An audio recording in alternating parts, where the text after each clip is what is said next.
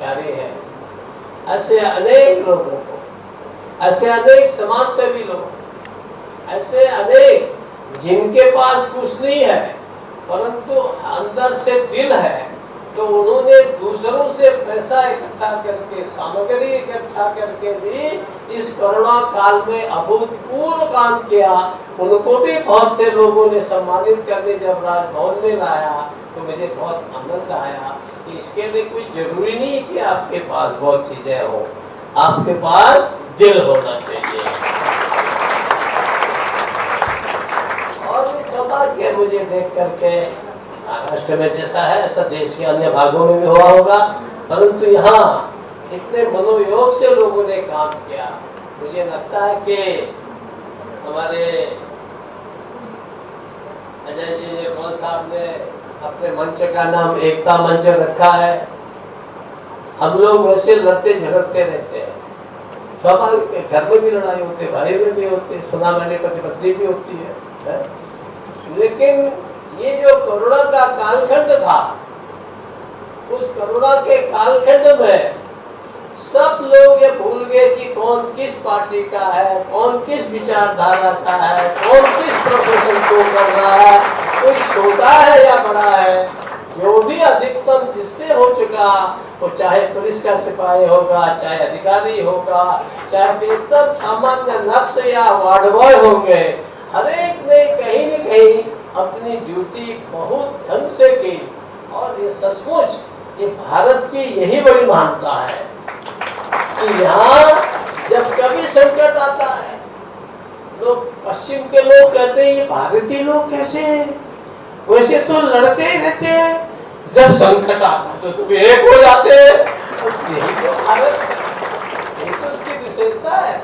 और इसी विशेषता के कारण से जब कभी प्रधानमंत्री जी ने कोई आह्वान किया तो सारे लोगों ने एक मिलजुल करके कोरोना के विरुद्ध का टीका लगाना है। थोड़े दिन लोगों ने कहा कि नहीं नहीं ये वैक्सीनेशन तो ये है, वह तो स्वाभाविक है, प्रजातंत्र है, बोलते हैं। लेकिन बाद में बोलने वाले भी एक नहीं, दो नहीं, बूस्टर भी लगा बैठे सर। एक आह्वान पर इस प्रकार के ये जो सारा देश के अंदर देखने को मिला, उस सब में आप सब लोगों ने बड़ा सहयोग किया। और मैं विशेष करके आप सबसे निवेदन करूंगा, ये जो हमारे प्रभावित लोग हैं, मैं कभी शंकराचार्य जी को पढ़ता था कि जब जो है शरीर खत्म हो जाता है तो लंबा श्लोक है, उसको नहीं बोलूंगा। वो कहते हैं कि उसके बाद भाग्या पिपत तस्मिन काये, जब प्राण चले जाते हैं तो पत्नी भी उस शरीर से घृणा करने लगती, जल्दी जल्दी ले जाए इसको नीचे, क्योंकि ज्यादा देर रखेंगे समाज आने लगी, गड़बड़ हो जाएगा, फिर किसी को डर लगता है भूत लग जाएगा। तो भाग्या भी करती, पति हो या पत्नी हो या बच्चा हो, कोई भी हो, मर गया, सांस चली गई तो ले जाओ।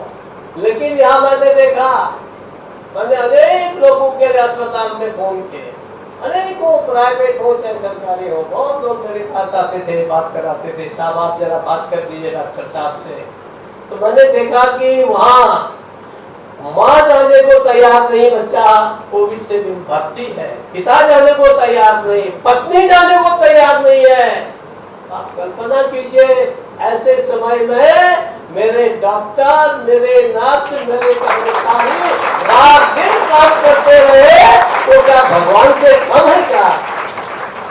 और इसके साथ साथ जिन लोगों ने जो शहीद हो गए, जो अपना शरीर खो बैठे, जो अपना जीवन गंवा बैठे, ऐसे लोगों के बच्चों को हम में से अनेक लोगों ने पालने की कोशिश की, उनको सहयोग करने की कोशिश की है। मैं उनको भी कोरोना वीर ही मानता हूँ और आप सबसे भी अनुरोध करता हूँ कि हमारे समाज में कहीं भी इस प्रकार के बच्चे हों, इस प्रकार के परिवार हों जिनको सहयोग की जरूरत है, तो निश्चित रूप से हम सबको सहयोग करना चाहिए।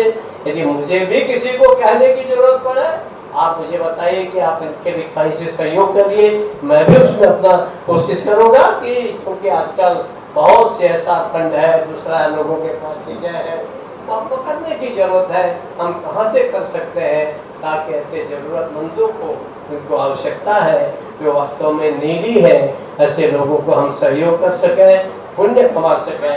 मुझे आप सब लोगों को इस अवसर पर आपको और आप सबके साथियों को मैं बहुत बहुत धन्यवाद देता हूँ और भगवान से प्रार्थना करता हूँ तो आप हम सबको ये शक्ति दे कि भविष्य में इस प्रकार के कोरोना जैसी कोविड जैसा पेंडेमिक ना आए भी तो हम मिलजुल करके एकता मंच के साथ एकता के साथ इसका मुकाबला कर सके, जैसे सारा इस देश में काम कर सके।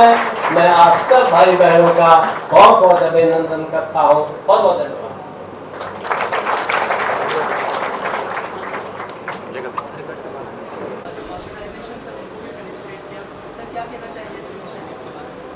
देखिए, पिछले 2 वर्षों से हमने सब देखा कि काफ़ी सामाजिक संस्थाएं, semi government organisations, government organisations, उन्होंने बिना स्वार्थ के काम किया।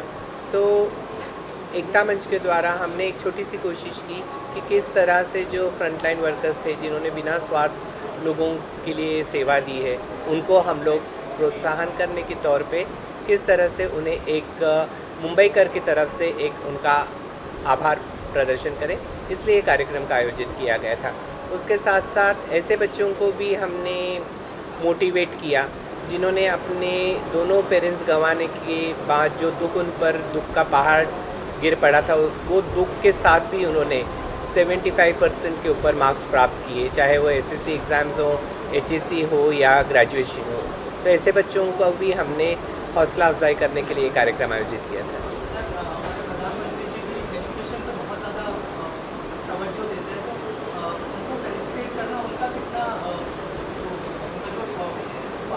देखिए, आज जैसे हम कहते हैं कि फ्यूचर सिटीजन्स जो है वो आज की जनरेशन है, आज के बच्चे हैं, तो ऑनरेबल प्राइम मिनिस्टर ने भी इसीलिए इसके ऊपर ज़्यादा से ज़्यादा जोर दिया है कि किस तरह से लोगों तक शिक्षा पहुंचाई जाए। सर, आप क्या कहना चाहेंगे इस इनिशिएटिव के बारे में? मैं इस अवसर पे एकता मंच को बधाई देना चाहता हूँ और आगे भी वो बीएमसी को इस तरह के सहकार्य करे और हमारे साथ में मिलकर काम करे, ये कामना करता हूँ। Thank you sir. इसके अलावा भगत सिंह कोश्यारी को जब आपने बताया इस इनिशिएटिव के बारे में, उनका क्या रिएक्शन था? थोड़ा सा अगर उनके बारे में अगर आप कुछ कहना चाहें। देखिए, मुझे लगता है कि हिज एक्सीलेंसी के बारे में जितना भी कहा जाए उतना कम है। आज उन्होंने इतनी दूर आके बच्चों का हौसला अफजाई की, उन्होंने सामाजिक संस्थाओं को उन्होंने प्रोत्साहन दिया। तो मुझे लगता है शब्दों से हम क्या कह पाएंगे, उनके एक्शन नहीं बताया कि इतनी महान हस्ती, लेकिन वो कितने डाउन टू अर्थ है कि हर सामान्य आदमी को भी वो मान सम्मान के साथ बात करते हैं। तो ऐसे गवर्नर के बारे में शब्द भी कम पड़ेंगे। सर, जब कोविड आया था तो बहुत सारे ऑर्गेनाइजेशंस आए थे, सोशल ऑर्गेनाइजेशंस सर, और एकता मंच के साथ जुड़कर बहुत अच्छे काम हुए। सर, कोई मैसेज देना चाहेंगे उनको हमारे को? समाज में जितना भी हम सबका योगदान होता है, चाहे छोटे तरीके से क्यों नहीं, लेकिन हर एक ने अपना अपना योगदान देना चाहिए, क्योंकि मेरा ये मानना है कि समाज ने हमें बहुत कुछ दिया है।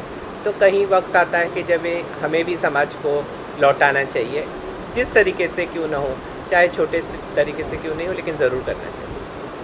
Thank you. जब कोविड आया था तो बहुत सारे ऑर्गेनाइजेशंस आए थे, सोशल ऑर्गेनाइजेशंस सर, और एकता मंच के साथ जुड़कर बहुत अच्छे काम हुए। सर, कोई मैसेज देना चाहेंगे उनको हमारे को? समाज में जितना भी हम सबका योगदान होता है, चाहे छोटे तरीके से क्यों नहीं, लेकिन हर एक ने अपना अपना योगदान देना चाहिए, क्योंकि मेरा ये मानना है कि समाज ने हमें बहुत कुछ दिया है। तो कहीं वक्त आता है कि जब हमें भी समाज को लौटाना चाहिए, जिस तरीके से क्यों ना हो, चाहे छोटे तरीके से क्यों नहीं हो, लेकिन ज़रूर करना चाहिए। Thank you.